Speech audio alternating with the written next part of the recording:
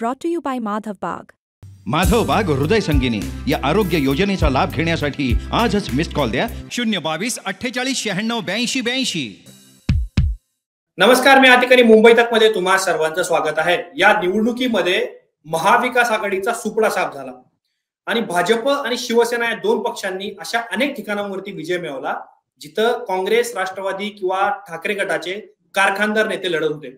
अशातील एक जागा नेवासा विधानसभा मतदारसंघ, जिथे माजी मंत्री शंकरराव गडाख हे निवडणुकीच्या रिंगणात होते आणि तिथे एकनाथ शिंदे यांच्या शिवसेनेकडून विठ्ठलराव लंगे पाटील हे निवडणूक लढले आणि जिंकले सुद्धा.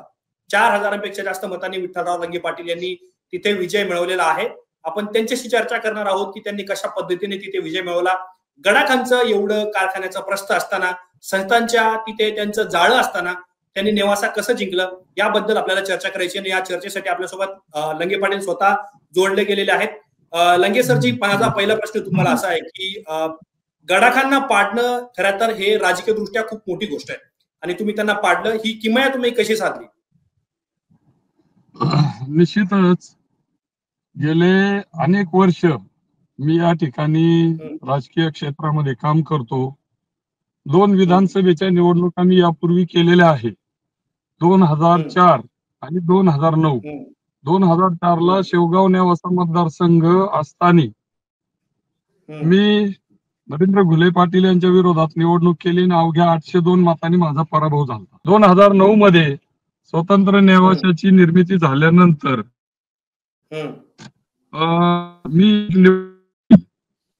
गेले 6 सातत्यानं आम्ही जिल्हा परिषदेमध्ये सदस्य म्हणून काही काळ 2-2.5 वर्ष मी अध्यक्ष म्हणून काम केलं आणि म्हणून क्षेत्रामध्ये असल्यामुळं जनतेची अनेक वर्षांची इच्छा होती आपल्या एका सर्वसामान्य कार्यकर्ता त्यांनी विधानसभेमध्ये पाठवायचं आणि ती किमया मतदारांनी या ठिकाणी करून दाखवलेली आहे. पण या निवडणुकीमध्ये तुम्ही त्यांच्या विरोधात निवडणूक लढवली ज्यांच्याकडे नेवासा नगरपंचायतची सत्ता आहे, बाजार समिती आहे, खरेदी विक्री संघ आहे, त्याचबरोबर तालुक्यामध्ये सर्वात जास्त जिल्हा परिषदेचे सदस्य त्यांच्याकडे, मुळा सहकारी साखर कारखाना आहे किंवा ज्ञानेश्वर सहकारी साखर कारखाना आहे. अशा सगळ्या संस्थांचं जाळं गडाखांकडे होतं आणि अशा वेळेला तुमची कुठली स्ट्रॅटर्जी त्यांच्या विरोधामध्ये यशस्वी ठरली?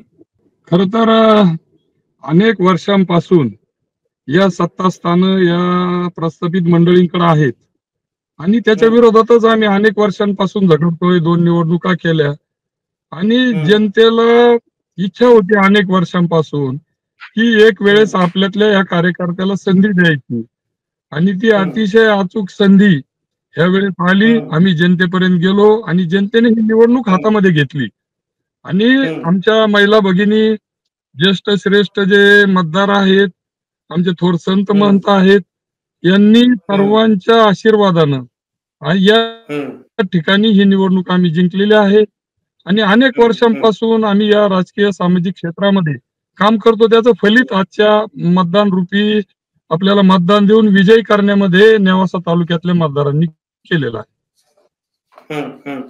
पण आता असं आहे ना की माजी आमदार बाळासाहेब मुरकुटे जे भाजपच्या तिकिटावरती जिंकले होते मागच्या निवडणुकीमध्ये, त्यांनी यावेळेला बंडखोरी केली आणि त्यांनी जवळपास 35,000पेक्षा जास्त मतं घेतलेली होती. तुम्हाला वाटतं का की त्यांनी बंडखोरी केली म्हणून तुम्हाला फायदा झाला आणि 4000पेक्षा अधिक मतांनी तुम्ही विजय मिळवला? खर तर आम्ही सर्वजण एकत्र काम करत होतो. जोपर्यंत उमेदवारी अर्ज दाखल करेपर्यंत आम्ही बरोबर होतो आणि अचानक बंडखोरी झाल्यामुळं निश्चितपणाने आम्हाला तोटा झाला. तरी पण आम्ही संघर्ष करून ही निवडणूक कार्यकर्त्यांनी जीवाचं रान केलं. त्या ठिकाणी सर्वजण एकजुटीनं एक दिलानं लढले आणि खऱ्या अर्थानं अनेक वर्षांचं स्वप्न पूर्ण केलं. प्रस्थापित मंडळींच्या विरोधात सर्वसामान्य मतदार नाराज होता. कारखाना आहे, ऊस शेतीला ऊसाला भाव नाही, कुठलंही विधायक काम नाही, विद्यमान मंत्री असताना नेवासा तालुक्यामध्ये एक देखील दाखवण्यासारखं काम या तालुक्यामध्ये झालेलं नाही आणि म्हणून जनतेनं हा कौल त्यांच्या विरोधात दिलेला आहे निश्चितपणाने. मागच्या निवडणुकीत आपण बघितलं होतं की सोने असेल किंवा बेलपिंपळगाव असेल किंवा अशा अनेक मोठ्या गटांमध्ये शंकरराव गडाख यांना लीड मिळालेलं होतं. परंतु या गटामध्ये यावेळेला तुम्ही टक्कर दिली आणि काही ठिकाणी लीड सुद्धा मिळवलं. तर मला प्रश्न हा विचारायचा की यावेळेला तुम्हाला असं काय वाटतं की गडाखांच्या पराभवाला हे मुद्दे कारणीभूत ठरले किंवा हा मुद्दा त्यांच्या पराभवाला कारण ठरला? असं आहे की राजकारण समाजकारण करताना सातत्यानं जनतेमध्ये राहावं लागतं, त्यांचं सुख दुःख आनंदामध्ये सहभागी व्हावं लागतं. विधायक कामं तर करण्याची जबाबदारी लोकप्रतिनिधीची असतेच, परंतु ह्या कुठल्याही गोष्टी अनेक वर्षांच्या सत्ता स्थान आहेत. खासदारक्या उपभोगल्या, आमदारक्या वर्षानुवर्ष, कारखानदारी आहे, शिक्षण संस्था आहे, पण याचा फारसा फायदा कधीही आम जनतेला झालेला नाही. आणि त्याचा उद्रेक होऊन जनतेनं त्यांना माहिती आहे की त्यांच्यातला एक सर्वसामान्य कार्यकर्ता आहे आणि खूप मोठ्या अपेक्षा ठेवून जनतेनं एवढ्या मोठ्या ताकदीच्या विरोधात मला विजयी केलं. एक माजी मंत्री, विद्यमान आमदार, एक माजी आमदार आणि त्यांच्या पाठीराखी 2 माजी आमदार देखील त्यांच्या बरोबर होते. तरी देखील जनतेने कौल दिला. याचा अर्थ आम्ही अनेक वर्षांपासून सातत्यानं गेले 20 वर्ष झगडतोय आणि जनता बघते. अतिशय निरपेक्ष पद्धतीनं आम्ही हे काम करत आलेलो आहोत आणि म्हणूनच आम्हाला जनतेनं मला या ठिकाणी अतिशय कमी वेळेमध्ये, वेळच नव्हता, अतिशय 15 दिवसात घडामोडी घडल्या आणि त्या घडामोडीनंतर कमी वेळेत अनेक कार्यकर्ते पळाले आणि हा विजय अक्षरशः या प्रस्तावित मंडळींच्या विरोधात खेचून आणला. बंडखोरी जरी झालेली असली तरी ती आमची फार तोट्याची होती. आम्ही खूप प्रयत्न केले की बंडखोरी होऊ नये. आमचे वरिष्ठ नेते मंडळींनी प्रयत्न केले, दुर्दैवाने त्याला यश आलं नाही, परंतु जनतेनं कुठेही न थांबता मला विजयापर्यंत त्या ठिकाणी पोहोच केलं. नेवाशामध्ये गडाखांसाठी उद्धव ठाकरेंची सभा होती आणि त्या सभेमध्ये आम्ही लंघेंना जिल्हा परिषदेचं अध्यक्षपद दिलं होतं, परंतु त्यांनी आमच्या विरोधात जाऊन एक प्रकारे आमच्याशी गद्दारी केली असा आरोप गडाख यांनी केलेला होता. आता निवडणूक जिंकल्यानंतर तुम्ही या आरोपांकडे कसं बघता? खर तर अध्यक्षपद देणं, निवडून देणं हे जनतेच्या हातात असतं आणि बहुमताचा आकडा आल्यानंतर एक कोणी ठरवत नसतं. हा सामुदायिक निर्णय त्यावेळेस झालेला होता. आदरणीय अजितदादा पवार साहेबांनी सक्षमपणानं निर्णय घेऊन मला त्या ठिकाणी अध्यक्षपदी विराजमान केलं. आणि म्हणून कोणी जर म्हणत असेल, जर आम्ही मागचा इतिहास जर बघितला, काढला, तर आमचे वडील असताना खूप घडामोडी घडलेल्या आहेत, त्या खोलात मला जायचं नाही. त्यांचं बोट धरून देखील अनेक आता जुने जाणते नेते मंडळी त्या ठिकाणी राजकारणात आलेले आहेत. परंतु आपली कार्यकुशलता दाखवावी लागते. आपण सक्षमपणानं जनतेत राहावं लागतं, जनतेचे कामं करावे लागतात, तेव्हा जनता स्वीकारते. 6 वेळेस मला जिल्हा परिषदेला मतदान केलं, त्याच्यापूर्वी 2 वेळेस मतदान केलं. आता ही त्या 8 आणि ही 9वी वेळ आहे. मला मतदान करून जनतेने विजयी केलेला आहे. त्याच्यामुळे कोणी काय कोणाला केलं हे म्हणण्यापेक्षा काय जे दिलं माझ्या मायबाप जनतेने मला दिलेलं आहे. सर्वसामान्य कार्यकर्त्यांनी त्याच्यासाठी रक्ताचं पाणी केलं. हे सर्व श्रेय मी या मतदारसंघातील आम मतदारांना, आम जनतेला, आमच्या विशेष करून आमच्या लाडक्या बहिणींना त्या ठिकाणी देतो. तुम्ही मगाशी बोलताना म्हणालात की आमदारकीचं स्वप्न पूर्ण केलं. मला अजून एक गोष्टीची आठवण आली की तुम्ही प्रचार सुरू असताना सांगितलं होतं की ही माझी शेवटची निवडणूक असावी आणि गेल्या अनेक वर्षांपासून तुम्ही एका अर्थाने नेवाशामध्ये पण काम करतायत, पण गेल्या 20 वर्षांमध्ये तुम्हाला आमदार होण्यासाठी किंवा गडाखांच्या विरोधात काम करताना कुठल्या कुठल्या संघर्षाचा सामना करावा? अनेक संघर्ष आहेत.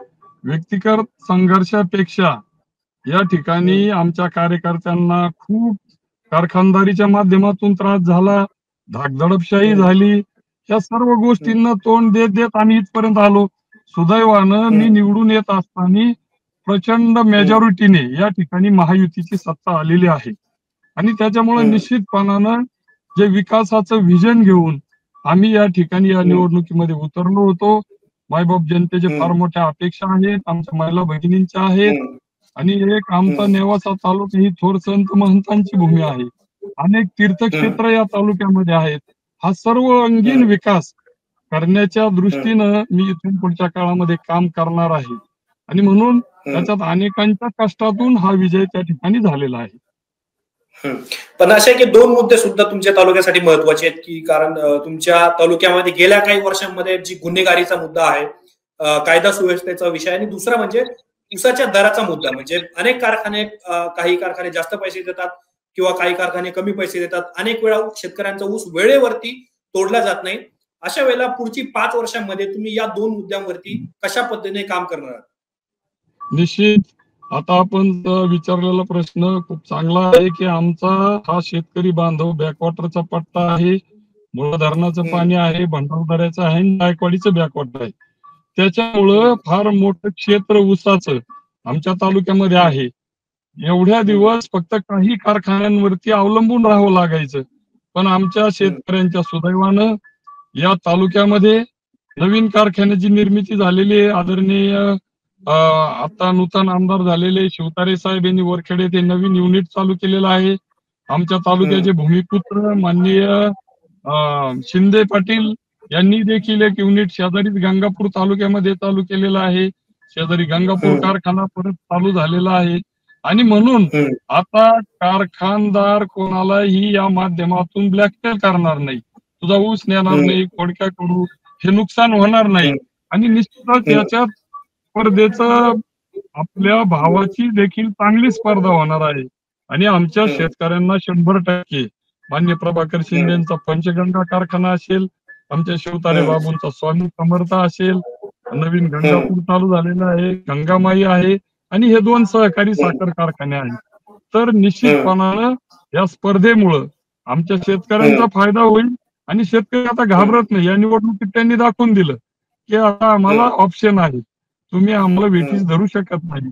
आणि चांगल्या भावाची देखील याच्या माध्यमातून स्पर्धा होणार आहे आणि आमच्या शेतकरी राजाला न्याय मिळणार आहे. आम्ही देखील त्याच्यासाठी सातत्यानं शेतकऱ्यांना योग्य भाव मिळावा, शेतकऱ्याचा ऊस वेळेवर तुटून जावा, याच्यासाठी आम्ही जागरूक राहणार आहोत. अनेक कारखाने जोडीला आलेले आहेत आणि म्हणूनच खुल्या मनानं मोकळ्या मनानं लोकांनी मतदान केलेलं आहे.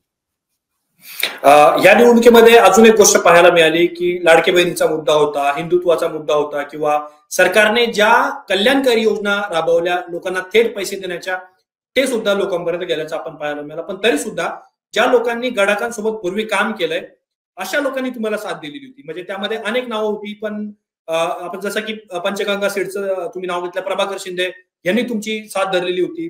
भाजपचे जे नेते होते सचिन देसरडा किंवा ज्ञानेश्वर पेचे असतील, त्यांनी सुद्धा तुमचं काम केलं. त्याचबरोबर कुकाण्यामध्ये अब्दुल शेख यांनी राष्ट्रवादीचा एबी फॉर्म मिळालेला असताना सुद्धा माघार घेऊन तुम्हाला पाठिंबा दिलेला होता. तुम्हाला वाटतं का की या वेळेला सगळी राजकीय जी जुळवाजुळव आहे ती तुमच्या बाजूने झाली आणि त्याचा परिणाम म्हणून जी मतं ही बाळासाहेब मुरकुटे यांनी घेतली त्याचा सुद्धा मतांचा परिणाम तुमच्या विजयावर झाला नाही? निश्चित महायुती म्हणून आपण जे नावं घेतली, भारतीय जनता पार्टी असेल, राष्ट्रवादी काँग्रेस असेल, प्रभाकर शिंदे, हे कुठल्याही पक्षात नसले तर एक चांगलं नेतृत्व, सक्षम एक चांगलं फेस आमच्या तालुक्याचं आहे. या सर्वांनी, सचिन देसाडा, सर्व आपण जे नावं घेतले हे सर्वजण आम्ही पूर्वीपासून एकत्र काम करतो आणि एकजुटीनं आम्ही सर्वांनी ही निवडणूक केली. ज्या बंडखोरीचा आपण उल्लेख केला त्याचा अजिबात परिणाम आम्ही या ठिकाणी होऊन दिला नाही. सुरुवातीला थोडासा जनतेमध्ये, मतदारांमध्ये संभ्रम झाला होता, परंतु जनतेच्या लक्षात आलं की ह्या वेळेस आपल्याला दुरंगी स्पर्धा करून आपल्याला एक आपल्यातल्या सर्वसामान्य कार्यकर्त्याला विजयी करायचा. आणि त्या दृष्टीनं आमच्या तालुक्यातील आम जनतेनं, विशेष करून आमच्या लाडक्या बहिणींनी उत्सुकतेने बाहेर पडून, आणि राज्यामध्ये जवळ 4था ते 5वा नंबर आमचा उच्चांकी, जवळजवळ 80% आसपास मतदान नेवासा तालुक्यामध्ये झालं. त्यामध्ये अनेक तरुणांनी ही निवडणूक हातात घेतली, महिला भगिनींनी घेतली आणि त्याच्यामुळं प्रचंड मतदान झालं. आणि होणाऱ्या मतदानाचा वाढलेला टक्का तो निश्चितपणानं आम्हाला फायदेशीर ठरला. तरी बंडखोराला मतं गेले असले तरी लोकांनी अजिबात विचार न करता माझ्यासारख्या कार्यकर्त्यांना अगदी ठामपणे पाठीमागे उभं राहून विजयी केलं. आता माझा शेवटचा प्रश्न तुमच्यासाठी की आता आगामी काळामध्ये स्थानिक स्वराज्य संस्थांच्या निवडणुका असणार आहे, ग्रामपंचायतीची निवडणूक असतील किंवा नगरपंचायत आता नेवाशाची तिथे सुद्धा निवडणूक असेल किंवा पंचायत समिती असेल. तुमचा जो विजय आहे तो 4000 मतांच्या आसपासचा झालेला आहे आणि येणाऱ्या काळात तुम्हाला शंकरराव गडाख यांचा स्थानिक स्वराज्य संस्थांच्या निवडणुकामध्ये सामना करावा लागेलच आणि त्याच्याबरोबर बाळासाहेब मुरकुटे सुद्धा तुमच्या समोर असतील. तर अशा वेळेला त्यांच्या राजकीय आव्हानाचा सामना तुम्ही कसा कराल? अतिशय ठामपणानं आम्ही हा सामना करणार आहोत. हातामध्ये सत्ता नसताना आम्ही लढलो. आता तर आमची महायुतीची सत्ता राज्यामध्ये आलेली आहे आणि महायुतीचा आमदार म्हणून मी त्या ठिकाणी निवडून गेलेलो आहे आणि आमच्याकडं अतिशय स्वच्छ चेहऱ्याची चांगली फळी, तोलामोलाचे कार्यकर्ते, नवीन चेहरे की जे या निवडणुकीमध्ये उतरून यश प्राप्त करू शकतात, असे अनेक, एकापेक्षा अनेक चेहरे आमच्याकडे असल्यामुळं आम्ही निश्चितपणाने या निवडणुकीला अतिशय चांगल्या पद्धतीनं सामोरं जाऊ आणि भविष्य काळातल्या येणाऱ्या वेगवेगळ्या निवडणुका सांघिकरित्या महायुती म्हणून लढू आणि निश्चित त्याच्यात यश प्राप्त करू. याच्यापूर्वी काय झालं ते माहिती नाही, परंतु इथून पुढच्या काळामध्ये महायुती म्हणून सर्वांना बरोबर घेऊन एक दिलानं, एक जिन्सीपणानं आम्ही तालुक्यामध्ये वेगवेगळ्या निवडणुका करू, निवडणुकीपुरतं राजकारण करू, नंतर समाजकारण करू. ही भूमिका आमची आहे आणि तो शब्द आमचा जनतेला आहे. त्या पद्धतीने आम्ही पुढे जाऊ आणि नक्कीच जनता भविष्य काळात देखील माझ्या नेतृत्वावर जसा विश्वास ठेवला, भविष्यातल्या निवडणुकीमध्ये देखील माझ्यावर विश्वास ठेवतील आणि त्या पद्धतीचं चांगलं साजेसं काम करण्याचा प्रयत्न आम्ही निश्चितपणानं करू. धन्यवाद लंगे साहेब, तुम्ही मुंबई तकला वेळात वेळ काढून आमच्याशी बोललात, आमच्याशी चर्चा केली, याच्याबद्दल तुमचा धन्यवाद. गडा आता शेतकऱ्यांना ब्लॅकमेल करू शकणार नाही, त्यांची सध्या आम्ही संपवली आहे. आगामी काळामध्ये नेवाशामध्ये आम्ही अधिक चांगलं काम करण्याचा प्रयत्न करू, असं शिवसेनेचे नवनिर्वाचित आमदार विठ्ठलराव लंगे पाटील सांगतायत आणि त्यांच्या विजयामुळं नेवाशातलं सगळं राजकीय समीकरण हे आपल्याला बदलल्याचं पाहायला मिळतंय. नेवाशाच्या राजकारणाबद्दल, गडाख विरुद्ध लंगे यांच्या राजकीय लढतीबद्दल तुमचं काय म्हणणं आहे हे तुम्ही आम्हाला कमेंट बॉक्समध्ये लिहून टाकू शकता. असेच माहितीपूर्ण व्हिडिओ विश्लेषण किंवा आमचे वेगवेगळ्या विषयावरती एक्सप्लेनर पाहण्यासाठी तुम्ही मुंबई तकच्या युट्यूब चॅनलला सबस्क्राईब करायला विसरू नका.